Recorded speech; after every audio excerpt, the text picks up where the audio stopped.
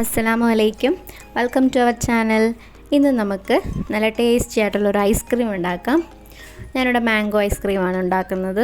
അതിന് വേണ്ടിയിട്ട് ഞാനിവിടെ 1 ലിറ്റർ പാല് തിളപ്പിക്കാൻ വെച്ചിട്ടുണ്ട്. ഇത് നന്നായിട്ട് തിളച്ച് വറ്റിച്ചെടുക്കണം. പിന്നെ മാങ്ങ തൊലി കളഞ്ഞ് നമുക്ക് അരച്ചെടുക്കണം. അതിൻ്റെ പൾപ്പാണ് നമുക്ക് വേണ്ടത്. പിന്നെ അത് കൂടാതെ ഞാൻ കുറച്ച് മാങ്ങ പീസാക്കി മാറ്റി വെച്ചിട്ടുണ്ട്, ചെറിയ ചെറിയ കഷ്ണങ്ങളാക്കി മാറ്റി വെച്ചിട്ടുണ്ട്. ഇത് നമുക്ക് ഡെക്കറേഷന് വേണ്ടിയിട്ട് എടുക്കാനാണ്.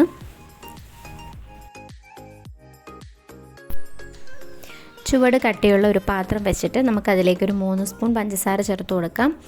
എന്നിട്ട് ഇതിലേക്ക് നമുക്ക് ഒരു 2-3 സ്പൂൺ വെള്ളം ഒഴിച്ചു കൊടുക്കുക. നന്നായിട്ടത് മെൽറ്റായതിന് ശേഷം അതിലേക്ക് മാങ്ങ ചെറിയ ചെറിയ കഷ്ണങ്ങളാക്കിയ മാങ്ങ ചേർത്ത് കൊടുക്കുക. ചേർത്തിട്ട് നന്നായിട്ട് മിക്സ് ചെയ്തെടുക്കുക.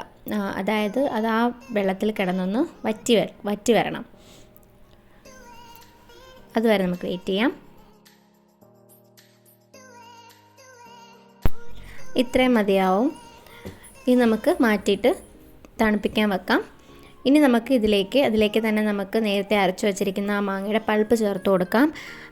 ഇതിൽ മാങ്ങയുടെ മധുരവും അളവും അനുസരിച്ച് നമുക്ക് പഞ്ചസാര ചേർത്ത് കൊടുക്കണം.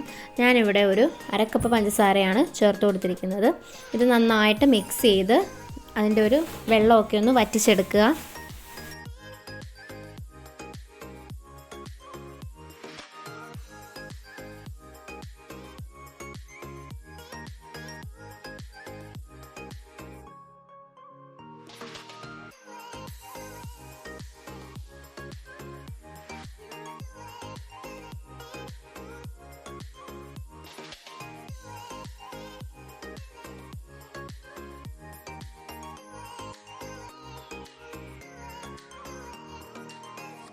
ഞാനിവിടെ മിക്സിയുടെ ജാറ് ഫ്രീസറിലൊന്ന് തണുപ്പിക്കാൻ വെച്ചിട്ടുണ്ടായിരുന്നു.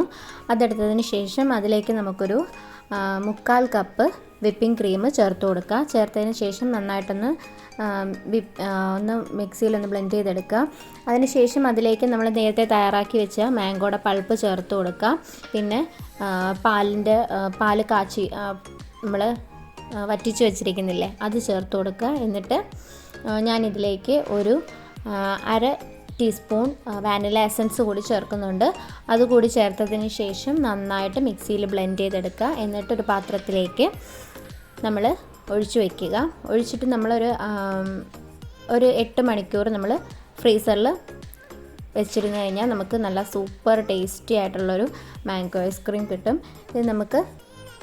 ഇതിൽ ഞാൻ ഡെക്കറേറ്റ് ചെയ്യാൻ വേണ്ടിയിട്ട് നേരത്തെ മാറ്റി വെച്ചിരുന്ന മാങ്ങയുടെ ആ ഒരു കഷ്ണങ്ങളില്ലേ, അതും കൂടെ ചേർത്തിട്ടുണ്ട്. ചേർത്ത് എല്ലാ ഭാഗത്തേക്കും ഒന്ന് ആക്കി കൊടുക്കുക.